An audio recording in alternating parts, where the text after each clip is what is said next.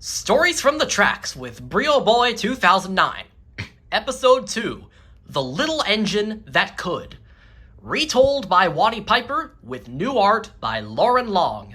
Read to you by Brio Boy 2009. More on this later.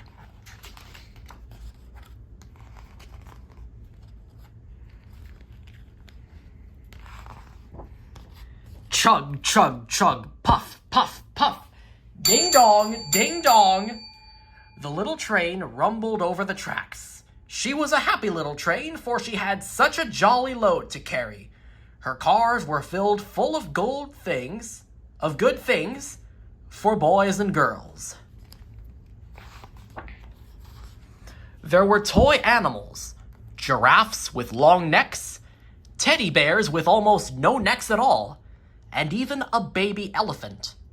Then there were dolls. Dolls with blue eyes and golden curls, dolls with brown eyes and brown bobbed heads, and the funniest little toy clown you ever saw. And there were cars full of toy engines, airplanes, talks, jackknives, picture puzzles, books, and every kind of thing boys and girls could want. But that was not all. One of the cars was even filled with all sorts of good things for boys and girls to eat. Big golden oranges, red-cheeked apples, bottles of creamy milk for their breakfasts, fresh spinach for their dinners, and peppermint drops and lollipops for after-meal treats. The little train was carrying all these wonderful things to the good little boys and girls on the other side of a mountain. She puffed along merrily, then all of a sudden she stopped with a jerk. She simply could not go another inch. She tried and she tried, but her wheels would not turn. Now, how was the train to get the toys over the other side of the mountain? What were all those good little boys and girls on the other side going to do without the wonderful toys to play with and the good food to eat? "Here comes the shiny new engine," said the funny little clown who had jumped out of the train. "Let us ask him to help us." So all the dolls and toys cried out together, "Please, shiny new engine, won't you please pull our train over the mountain? Our engine has broken down, and the boys and girls on the other side won't have any toys to play with or good food to eat unless you help us." But the shiny new engine snorted, "I pull you? I am a passenger engine. I have just pulled a fine passenger train over the mountain, which I was pulling smoothly, with more cars than you ever dreamed of. My train had sleeping cars with comfortable berths, a dining car where waiters bring hungry customers what they want to eat, and parlor cars in which people sit in soft armchairs and look out of big plate glass windows. It's all so fine people can enjoy the view, and so other fine people can sleep comfortably, and so other fine people in the buffet car can eat. I pull the likes of you. Indeed not." And off he steamed to the roundhouse where engines live when they are not busy. How sad the little train and all the dolls and toys felt. Then the little clown called out, "The passenger engine is not the only one in the world. Here is another engine coming, a great big strong one. Let us ask him to help us." The little toy clown waved his flag, and the big, strong engine came to a stop. "Please, oh please, big engine," cried the train and all the dolls and toys. "Won't you please pull our train over the mountain? Our engine has broken down, and the good little boys and girls on the other side won't have any toys to play with or good food to eat unless you help us." But the big, strong engine bellowed, "I am a freight engine. Only this morning I pulled a freight train loaded with big machines over the mountain. Those machines will print books and newspapers for grown-ups to read about. Important stuff. I am a very important engine indeed, and I don't pull the likes of you. And the freight engine pulled off indignantly to the roundhouse. The little train and all the dolls and toys were very sad. "Cheer up," cried the little toy clown. "The freight engine is not the only one in the world. Here comes another. He looks very old and tired, but our train is so little, perhaps he can help us."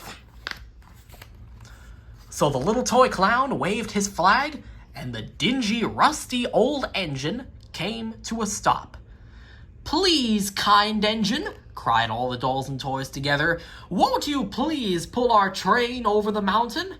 Our engine has broken down, and the boys and girls on the other side won't have any good toys to play with or food to eat unless you help us." But the rusty old engine sighed. "I am so tired. I must rest my weary wheels. I cannot pull even so little a train as yours over the mountain." And off he rumbled to the roundhouse, chugging, "I cannot, I cannot, I cannot." Then indeed the little train was very, very sad, and the dolls and toys were just about ready to cry.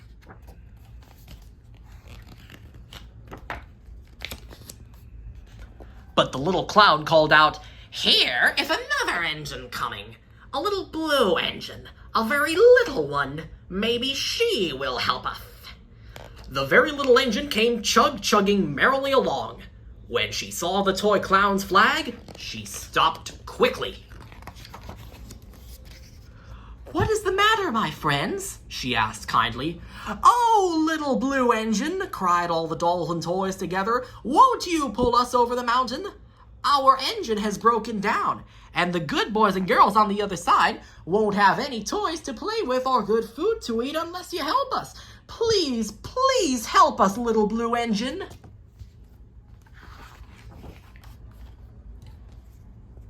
"I'm not very big," said the little blue engine. "They use me only for switching trains in the yard. I have never been over the mountain." "But we must get over the mountain before the children awake," said all the dolls and toys together. The very little engine looked up and saw the tears in the doll's eyes. And she thought of the good little boys and girls on the other side who would not have any toys or good food unless she helped. So she answered, "I think I can," and hitched herself up to the little train. She tugged and pulled and pulled and tugged, and slowly, slowly, slowly they started off. The toy clown jumped aboard, and all the dolls and toy animals began to smile and cheer. Puff, puff, chug, chug went the little blue engine. "I think I can, I think I can, I think I can, I think I can." Up, up, up, faster and faster and faster and faster the little engine climbed, until at last she reached the top of the mountain.